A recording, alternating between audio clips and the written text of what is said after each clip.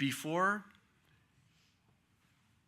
you received Christ, before you were saved, you were under condemnation, just as it is true right now, that the world, generally speaking, under the condemnation of God, because man has sinned and fallen short of the glory of God, as we're going to read in just a moment.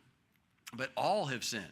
And so outside of Christ, doesn't matter how religious an individual is, doesn't matter what they do, because they're not able to live up to the standard that God accepts. God only accepts the righteousness of Christ, which is perfect righteousness. Jesus said, be ye perfect, as my Father in heaven is perfect.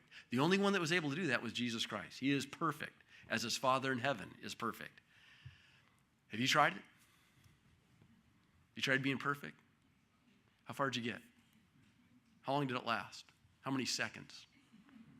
How many fractions of a second? We can't, because we are born sinners.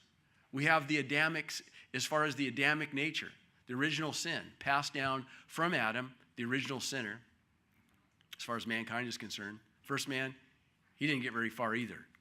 But his sin passed on to us because he is the federal head of the human race. And because his sin was passed on to you and I, we are all sinners.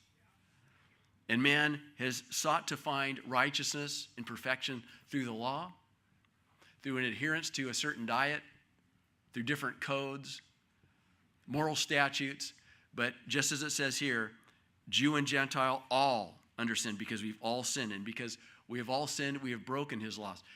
Regardless of what form, regardless of which one. Well, I didn't really do anything. I just thought it. Well, then, congratulations.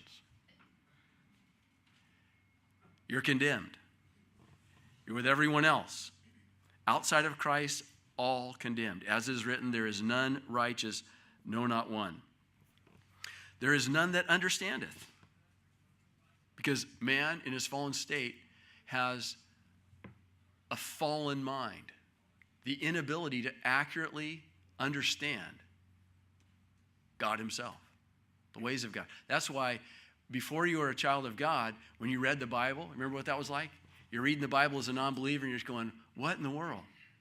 What does this mean? This doesn't make sense. But the moment you received Christ, as you read the word, all of a sudden, the Holy Spirit starts to give you understanding. There's that divine illumination. But the natural man receiveth not the things of the Spirit of God, neither can he know them, for they're spiritually discerned. Paul said in 1 Corinthians. Nobody understands God by himself. Without the Holy Spirit, there's no possible way. Unless you're born again, you cannot know the things of God. And that's what the Lord said to Nicodemus in John chapter 3. Unless you're born again, you cannot know. It's impossible.